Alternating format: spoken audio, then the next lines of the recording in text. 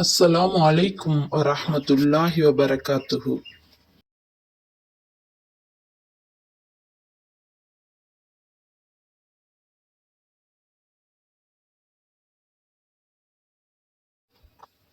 உங்கள் சந்ததியில் ஆணும் பெண்ணும் இருந்தால் ஓர் ஆணுக்கு இரு பெண்களுக்குரியது போன்ற பாகம் உண்டென்று அல்லாஹ் உங்களுக்கு உபதேசிக்கிறான். உங்கள் சந்ததிகளாகிய அவர்கள் ஆணின்றி பெண்களாகவே இருந்து அவர்கள் இருவராகவும் அல்லது இருவருக்கு அதிகமாகவும் இருந்தால், எத்தனை பேர்கள் இருந்த போதிலும் அவர் இறந்தவர் விட்டு சென்ற சொத்தில் மூன்றில் இரண்டையே சமமாக அடைவார்கள்.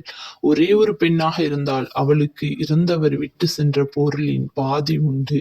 உங்கள் இறந்தவருக்கு சந்ததியும் இருந்து தாய் தந்தையும் இருந்தால், தாய் தந்தை ஒவ்வொருவருக்கும் இறந்தவர் விட்டு சென்ற சொத்தில் ஆறில் ஒரு பாகம் உண்டு. இறந்தவருக்கு வாரிசு இல்லாமல் இருந்து தாய் தந்தைகளே வாரிசுக்காரர்களானால் தாய்க்கு மூன்றில் ஒரு பாகம்தான்.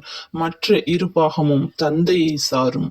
இத்தகைய நிலைமையில் இறந்தவருக்கு பல சகோதரர்கள் இருந்தால் தாய்க்கு ஆறில் ஒன்றுதான் மீதமுள்ளது தந்தையை சாரும். ஒரு சகோதரன் அல்லது ஒரு சகோதரி மட்டும் இருந்தால் தாய்க்கு மூன்றில் ஒன்று உண்டு. இவை அனைத்தும் வசியத் என்னும் மரண சாசனத்தையும் கடனையும் நிறைவேற்றிய பின்னரே மீதமுள்ள சொத்தில் பங்கு பிரிக்க வேண்டும். உங்கள் தந்தைகளோ அல்லது உங்கள் சந்ததிகளோ இவர்களில் உங்களுக்கு பலனளிப்பதில் நெருங்கியவர்கள் யார் என்பதை நீங்கள் அறிய மாட்டீர்கள். ஆகவே இவை அல்லாஹ்வினால் உங்கள் மீது விதிக்கப்பட்டுள்ளது. நிச்சயமாக அல்லாஹ் மிக அறிந்தவனாக ஞானமுடையவனாக இருக்கிறான். ஆகையால் அவன் விதித்தபடி பங்கிட்டுக் கொள்ளுங்கள். உங்கள் மனைவிகள் இறந்து அவர்களுக்கு பிள்ளைகளும் இல்லாவிட்டால் அவர்கள் விட்டு சென்ற சொத்தில் உங்களுக்கு பாதி உண்டு. அவர்களுக்கு பிள்ளைகள் இருந்தாலோ அவர்கள் விட்டு சென்றதில் உங்களுக்கு கால்பாகம்தான் கிடைக்கும். அதுவும் அவர்களுடைய மரண சாசனத்தையும் கடனையும் நிறைவேற்றிய பின்னரே.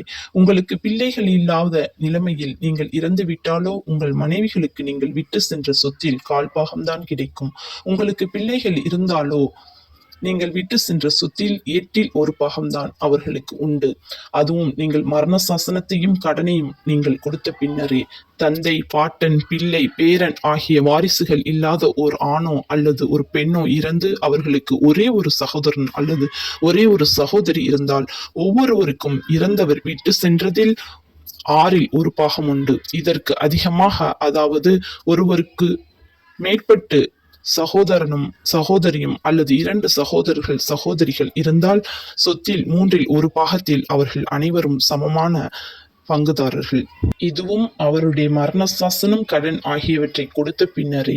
எனினும் இந்த கடன் மற்றும் மரண சாசனத்தால் வாரிசுகள் எவருக்கும் நஷ்டம் ஏற்படுத்தாதவராக இருக்க வேண்டும். இது அல்லாஹுடைய நல்லுபதேசமே ஆகும். அல்லாஹ் மிக அறிந்தவன், பொறுமையுடையவன் ஆவான்.